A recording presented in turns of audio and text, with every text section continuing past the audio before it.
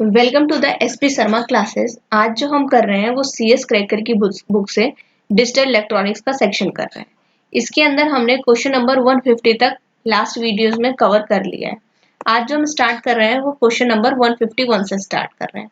Question number 151 में आपसे ये कहा गया है कि a 1 bit full adder circuit takes 5 nanosecond to generate carry out bit and 10 nanosecond for the sum bit. Basically इतनी लाइन में आपसे ये कहा गया है कि एक आपके पास फुल एडर है जिसके वो 1 बिट के लिए 1 बिट मतलब दो नंबर है, एक A0 है और एक B0।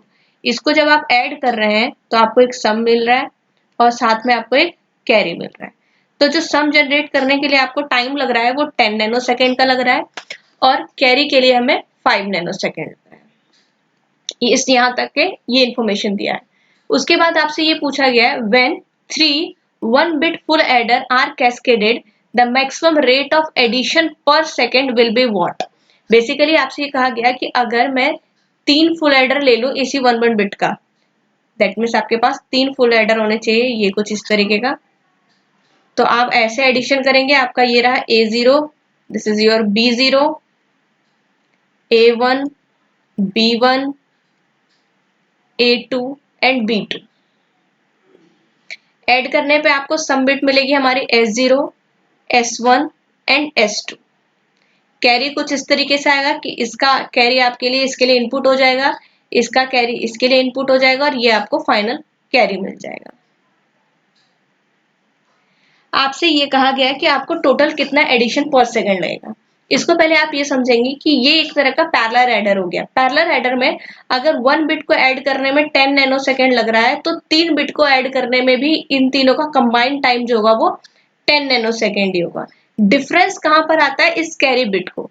एक कैरी बिट जनरेट होने में 5 नैनो सेकंड लग रहा है, तो ये फाइनल कैरी आने के लिए आपको ये दो जगह कैरी के लिए वेट कर रहा है, जैसे कि एक पोजीशन इस जगह पर और एक पोजीशन इस जगह पे, तब जाके ये इसका कैरी आएगा। तो कैरी टाइम ये डबल यूज होगा।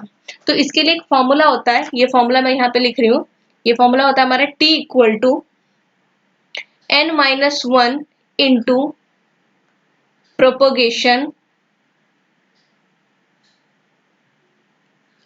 Carry delay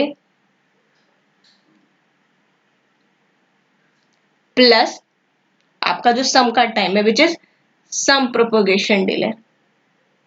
sum propagation delay. तो अब इसको यहाँ पे देखो सॉल्व कर रही हूँ मैं। यहाँ T इक्वल टू क्या हो जाएगा आपके पास n-1 इंटू प्रोपोगेशन डिले। तो यहाँ पे आपके पास 3 बिट का एडिशन है, that means n-1 which is 3-1 into propagation delay for carry is 5 nano second plus 10 nano second for the addition. तो अगर आप इसको सॉल्व करेंगे तो ये हमारा टोटल आ जाएगा 20 नैनो सेकेंड। 20 नैनो सेकेंड का मतलब क्या हुआ कि 20 नैनो सेकेंड में आपके पास एक एडिशन ये वाला 3 बिट का हो रहा है। बट आपसे ये पूछा गया एडिशन पर सेकेंड। मैं इसको इस पूरे पेज को रब कर रही हूँ और आपको आगे समझा रही हूँ। यहाँ पे ये हमें पता चला, जो भी हमने पीछे किया इससे हमें ये पता चला कि दैट मीन्स हमें 20 नैनो सेकेंड लग रहे हैं पर एडिशन, जो हमने भी पीछे फॉर्मूला किया। अब लेकिन आपसे ये पूछा गया एडिशन पर सेकेंड, इसका रिवर्स पूछा गया है। रिवर्स में आपसे ये पूछा गया है एडिशन पर सेकेंड। तो ये हमारा क्या हो जाएगा 1/20 नैनो सेकेंड।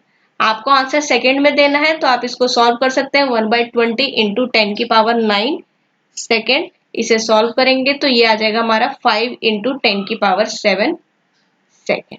तो इसका आंसर हो जाएगा बी। सेम इस पे हमारा नेक्स्ट क्वेश्चन है विच इज क्वेश्चन नंबर 152। इसके अंदर कहा गया एक फुल एडर सर्किट है जो कि 20 नैनो सेकेंड लेता है हमारा कैरी आउट बिट के लिए और 40 नैनो सेकेंड लेता है सम बिट के लिए। तो अगर आपके पास एक 4 बिट का फुल एडर है जो कि कैस्केडेड किया गया है तो maximum rate of addition per second will be what. तो सेम हम वही पीछे वाला फॉर्मूला लिखाते हैं, T equal to n-1 into propagation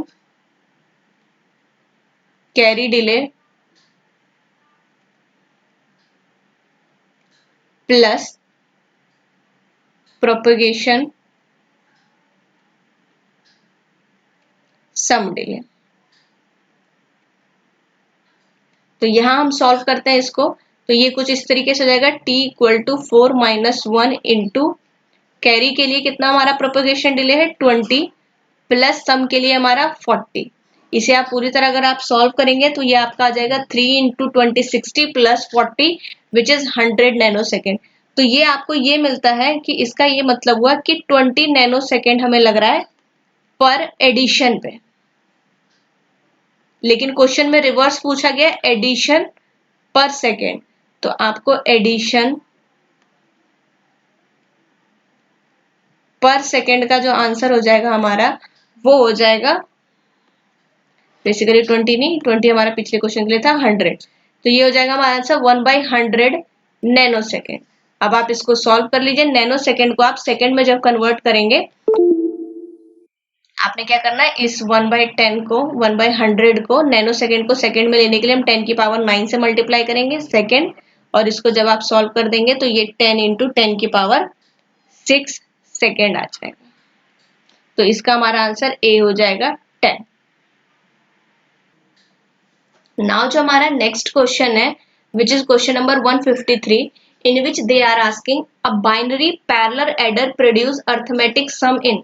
एक बाइनरी पैरेलल एडर है, तो पैरेलल एडर जो आपको सम मिलेगा वो पैरेलल में मिलता है या सीरियल में मिलता है। जैसे कि पीछे भी किया था हमने, इस तरीके से सम दिया जा रहा है, तो जो ये सम आता है फाइनली ये सम हमारा पैरेलल में आता है। इधर से हमारा कैरी आएगा, इधर से हमारा ये इनपुट होता है, इस तरीके से इनपुट होगा जो पीछे हमने क्वेश्चन में किया। तो ये जो सम के बिट्स हैं ये हमारे पास पैरेलल में आउटपुट मिलता है। अगर पैरेलल एडर है तो आउटपुट जो सम में आ रहा है वो पैरेलल में होगा, तो इसका आंसर बी हो जाएगा। नाउ जो हमारा नेक्स्ट क्वेश्चन है full adder perform sum of. Full adder कितने बिट को सम करता है?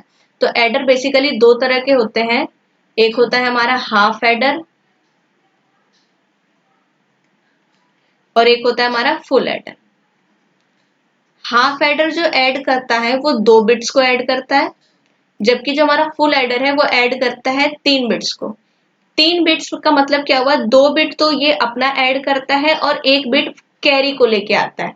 जो कैरी बिट आता है उसको ऐड करके देता है। तो यहाँ पे ये S0 मिल जाएगा। नेक्स्ट आपका ऐसा लगा होगा, तो यहाँ से जो कैरी आया वो इसका तीसरा इनपुट हो जाएगा और ये आउटपुट निकलेगा और ये फिर कैरी हो जाएगा। तो जो हमारा फुल एडर है वो ऐड करेगा 3 बिट्स को एट अ टाइम। नाउ जो हमारा नेक्स्ट क्वेश्चन है 155 subtraction of binary number can be done conventionally with what. अगर आपको सब्ट्रैक्शन करना है तो सब्ट्रैक्शन करने के लिए आप क्या करोगे, हाई कॉस्ट सर्किट बनाओगे, लो कॉस्ट सर्किट बनाओगे या कॉम्प्लीमेंट कर लोगे। तो हमें पता है कि नेगेटिव नंबर जैसे कि अगर आपके दिया हुआ है 5 माइनस 3 इसको करना है तो आपने पता है 2 आना है। तो आप इसको ऐसे भी कर सकते हैं कि हमने 5 को बाइनरी में ऐसे लिख दिया 0 1 0 1। अब आपने -3 लिखना स्टार्ट करिए, तो 3 तो हमें लिखना आता है 0 0 1 1। -3 लिखने के कई तरीके हैं, ये आपके क्वेश्चन में मेंशन होगा, either sign magnitude method, one's complement method और two's complement method. By default जो होता है वो टूज कॉम्प्लीमेंट मेथड काम होता है और इन तीनों मेथड से हम किसी भी नेगेटिव नंबर को लिख सकते हैं। तो जैसे कि अब -3 को मैं टूज कॉम्प्लीमेंट में लिख रही हूँ तो ये कुछ इस तरीके से आ जाएगा 1 0 1 1। अब आपने क्या करना है, सिंपली ऐड कर देना है। किन दोनों को ऐड करना है, 5 विच इज 1 0 1 0 1 एंड -3 इज 1 1 0 1। और आप इसे ऐड करेंगे 1 1 0 कैरी 1 1 1 0 कैरी 1 और 1 1 0। ये कुछ इस तरीके का नंबर आ जाएगा। ये नंबर आपके पास, ये आपका इसको नेग्लेक्ट कर देंगे क्योंकि ये हमारा कैरी है, तो ये फाइनल आंसर आ जाएगा हमारा 0 0 1 0। 0 0 1 0 जो आउटपुट है इसका पहला बिट जो है वो 0 है, तो नंबर पॉजिटिव है और नंबर पॉजिटिव है, इसका बाइनरी वैल्यू से डेसिमल निकालेंगे इक्विवेलेंट विच इज 2 और ये देखिए हमारा ये भी बिल्कुल सही है। तो आपको नेगेटिव नंबर का सब्ट्रैक्शन या किसी भी सब्ट्रैक्शन को करना है तो आप कॉम्प्लीमेंट मेथड से उस चीज को कर सकते हैं बिना सब्ट्रैक्शन के सर्किट को डिजाइन किए। नाउ जो हमारा नेक्स्ट क्वेश्चन है which is question number 156 in which they are asking how many basic binary subtraction operation are possible. अगर बेसिक आपको बाइनरी सब्ट्रैक्शन करना है तो कितने ऑपरेशन पॉसिबल है। तो मिनिमम सब्ट्रैक्शन के लिए हमें पता है 2 बिट चाहिए, तो मान लेते हैं 2 बिट ये रहे। तो सब्ट्रैक्शन हम ऐसे ही करेंगे 0 0 0 1 1 0 एंड 1 1। तो सब्ट्रैक्शन के बाद आपके पास एक डिफरेंस आ जाता है और एक बोरो आ जाता है। तो आपसे ये पूछा गया है कितने ऑपरेशन पॉसिबल है। तो ऑपरेशन है आपके पास 1, 2, 3 एंड 4। 4 ऑपरेशन आप पॉसिबल कर सकते हो। तो ये बहुत ही इजी क्वेश्चन था हमारा। नेक्स्ट जो क्वेश्चन है हमारा question number 157 in which they are asking what are the two types of basic adder circuit. अभी हमने इसको पिछले क्वेश्चन में भी किया था कि एडर के दो तरीके के एडर होते हैं हमारा, एक होता है हमारा हाफ एडर और एक होता है हमारा फुल एडर।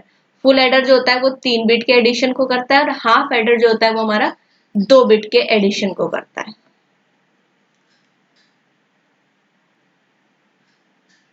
नाउ जो हमारा नेक्स्ट क्वेश्चन है क्वेश्चन नंबर 158, इसमें कहा गया the number of min terms after minimizing the Boolean expression.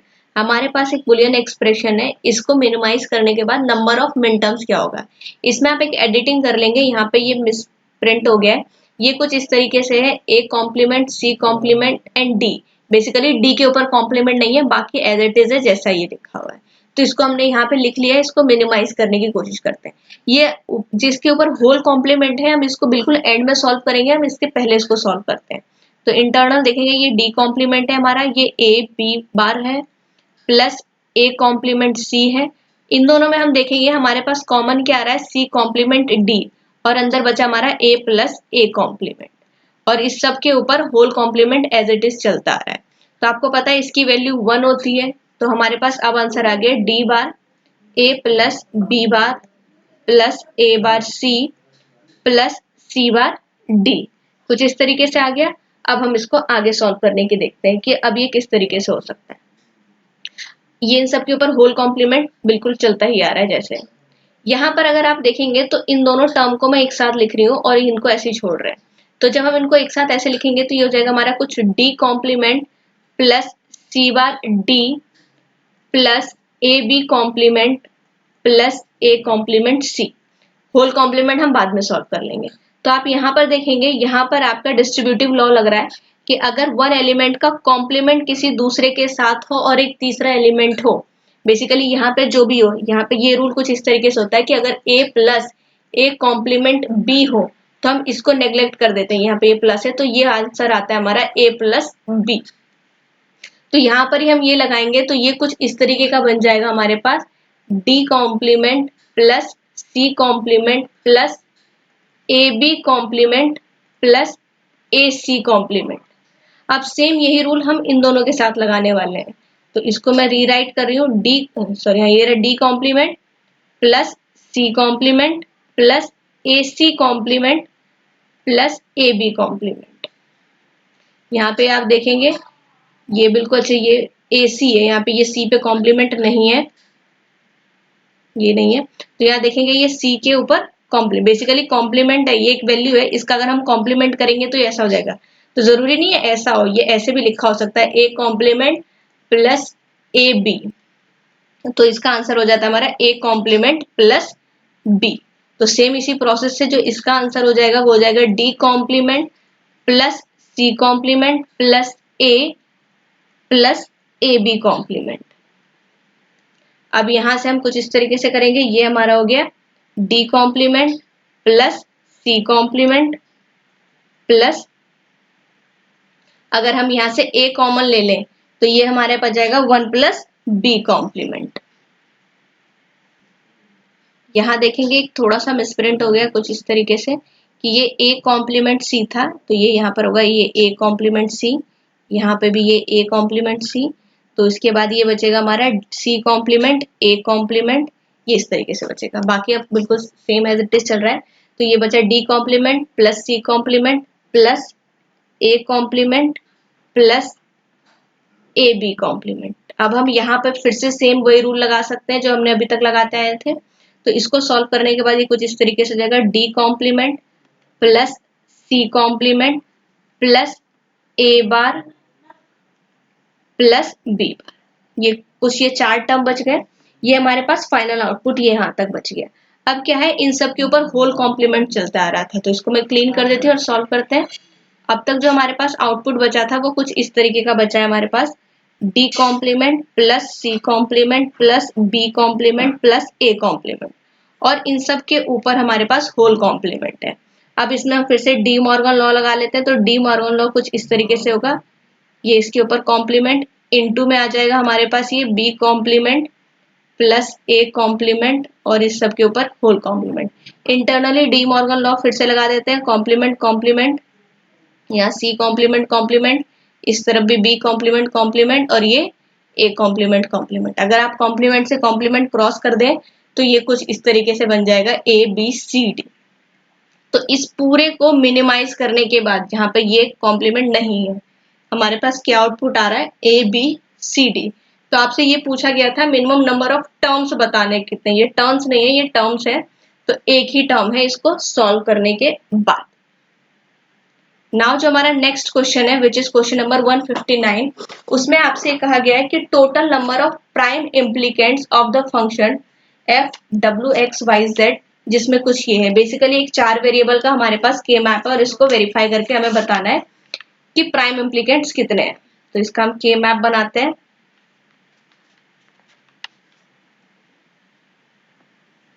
कुछ इस तरीके से बनेगा ये।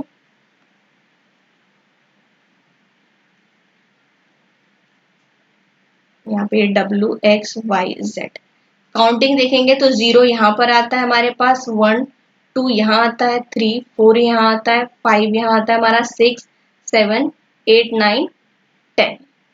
ये हो गया।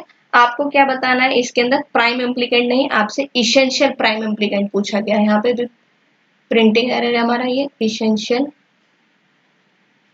Prime implicant. तो देखेंगे इसमें सबसे पहले हम ग्रुपिंग करते हैं कि हम मैक्सिमम ग्रुपिंग कितनी कर सकते हैं। तो ग्रुपिंग के लिए मैं कलर चेंज कर लेती हूँ। यहाँ पे ये हो गया हमारा फर्स्ट, सेकेंड, थर्ड, इन दोनों का हमारा ये हो गया फोर्थ, इन दोनों का हो गया हमारा ये फिफ्थ, और एक ये हो जाएगा हमारा ये 6। टोटल नंबर ऑफ ग्रुप तो हमने ये 6 बना लिया, लेकिन इसेंशियल प्राइम इम्प्लीकेंट्स वो होता है कि वो सारे ग्रुप्स जिसके कि एक भी ऐसा एक मेंबर हो जो किसी और ग्रुप का मेंबर ना हो। जैसे कि अगर हम इसको लें तो ये किसी और ग्रुप का मेंबर नहीं है, तो एक हमारा ये हो गया। अगर हम इसको लें इस तरीके से, ये और ये, तो ये भी किसी और ग्रुप का मेंबर हमारे पास नहीं है, तो ये दूसरा ये हो गया। तीसरा अगर हम इसको लें तो ये एक इसके साथ ही है, ये किसी और का मेंबर नहीं है, ये इन्हीं के साथ जा रहा है, तो ये वाला एलिमेंट भी किसी का मेंबर नहीं है विच इज 3। तो टोटल इसेंशियल प्राइम इम्प्लीकेंट जो हो जाएंगे वो यहाँ पे 3 हो जाएगा। आप ये ना सोचे कि ये ऐसे एक ग्रुप था और ये एक ग्रुप था, तो बेसिकली ये एक ही तो आया, इसके साथ ही आ रहा है, ये किसी और के साथ नहीं जा रहा है बिसाइड दिस। सो इसका आंसर हो जाएगा हमारा सी। जो हमारा नेक्स्ट क्वेश्चन है विच इज क्वेश्चन नंबर 160, इसमें आपसे ये कहा गया है कि let x1 XOR x2 XOR x3 XOR x4, this is our x4 is equal to 0। आपसे ये पूछा गया है, बोला गया है कि x1 x2 x3 x4 are the Boolean variable and XOR is the XOR operator, then which of the following must always be true, इनमें से कौन सा हमेशा ट्रू होगा ही होगा। तो हम इन 4 ऑप्शन को एक एक करके फॉल्स करते हैं कि इनमें से कौन सा फॉल्स हो सकता है, उसकी वैल्यूज को देखते हैं। तो जो हमारा पहला ऑप्शन है विच इज x1 एंडिंग किया गया x2 के साथ, x3 के साथ और x4 के साथ। देखेंगे अगर मैंने इसके अंदर इनपुट, इन चारों वेरिएबल के अगर इनपुट 1 है तो क्या ये 0 होगा, नहीं, ये हमारा क्या हो जाएगा 1, तो ये हमारा फॉल्स हो सकता है, तो ये आंसर नहीं होने वाला। बी ऑप्शन जो है हमारे पास ऑप्शन, इसमें बोला गया है x1 and x3 plus x2। तो अगर हम फिर से यहाँ पे इनपुट 1 ले लें तो ये इनपुट 1, ये इनपुट 1, ये भी इनपुट 1 प्लस 1, तो ये भी हमारा 0 नहीं होने वाला, ये 1 होगा, तो ये आंसर भी नहीं होने वाला है। थर्ड अगर आप देखें इसको तो डी ऑप्शन जो है हमारा x1 plus x2 plus x3 plus x4, अगर हमारे पास चारों इनपुट 1 है या चारों में से किसी एक इनपुट की भी वैल्यू 1 हो गई तो आउटपुट हमारा 0 नहीं होने वाला, 1 होगा। तो ये तीनों तो फॉल्स हो सकते हैं, तो कौन सा बचा जो हमेशा ट्रू होगा, which is option number C. तो हमारा आंसर हो जाएगा ऑप्शन सी। अब हम आप बढ़ते हैं नेक्स्ट क्वेश्चन पे विच इज क्वेश्चन नंबर 161। 161 में हमें से बेसिकली ये पूछा गया है कि what is the boolean expression of the output of the combination of the combinational logic circuit for the NOR gates। Basically एक NOR gates का कॉम्बिनेशन दिया गया और आपसे इसका आउटपुट पूछा गया है। तो सर्किट कुछ इस तरीके से है कि PQ दो इनपुट है और उसके साथ नॉर किया गया है।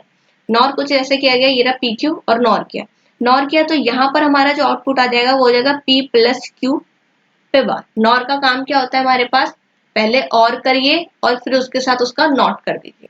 इसी तरीके से जब यहाँ पे जाएगा तो ये Q प्लस R का नॉर, यहाँ पर जाएगा जब हमारे पास तो ये है P प्लस R का नॉर, और इधर जाएगा तो ये जाएगा Q प्लस R का नॉर। ये इनके आउटपुट है।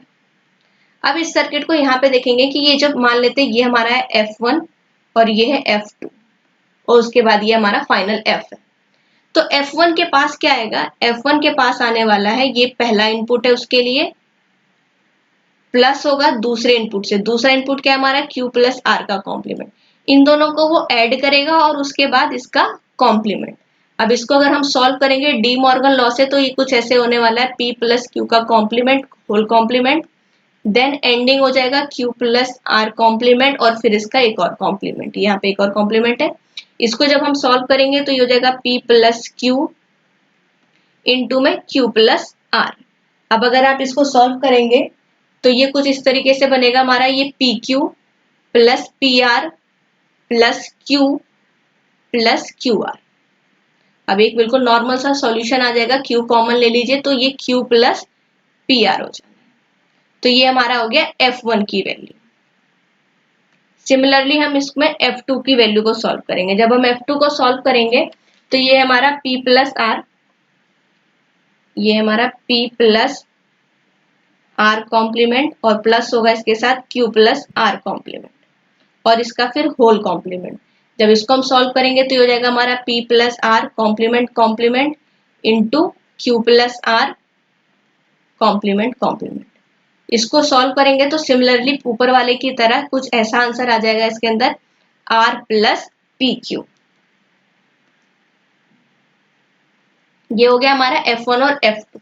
अब जो F आएगा वो क्या आएगा, इन दोनों का एडिशन और फिर इसका होल कॉम्प्लीमेंट आने वाला है। तो कैसे सॉल्व होगा, F जो आने वाला है वो आएगा F1 प्लस F2 का होल कॉम्प्लीमेंट। इसको मैं यहाँ पे सॉल्व कर देते हैं। इधर देखो यहाँ पे ये F1 हमारा हो गया Q प्लस PR का PR प्लस जो हमारा दूसरा वेरिएबल है, एक मिनट देखेंगे यहाँ पर, ये हमारा हो गया F1 प्लस हम F2 करेंगे, F2 हमारा R प्लस PQ और इसके ऊपर होल कॉम्प्लीमेंट है। तो यहाँ देखेंगे इस Q को और इस PQ को अगर हम सॉल्व करेंगे तो Q कॉमन आ जाएगा विच इज 1 प्लस P। तो इसको सॉल्व करने के बाद यहाँ लिख रहे हैं आउटपुट आ जाएगा हमारा Q plus PR plus R को सॉल्व करेंगे तो आउटपुट आ जाएगा R और इसके ऊपर है हमारा होल कॉम्प्लीमेंट। तो इसे देखेंगे ऑप्शन नंबर A है। तो ये बेसिक सा बिल्कुल गेट था, नॉर गेट। अगर आपको बेसिक फंक्शनैलिटी पता है और का, विच इज अगर हम इनपुट देते हैं A और B तो पहले इन दोनों को एडिशन होगा और इसके बाद होल कॉम्प्लीमेंट होगा। इसको बेसिक से सॉल्यूशन से आप सॉल्व करेंगे तो इजीली ऑप्शन नंबर A आ जाएगा। तो आज के लिए इतना ही, मिलते हैं हम आपसे नेक्स्ट वीडियो में। Thank you for watching.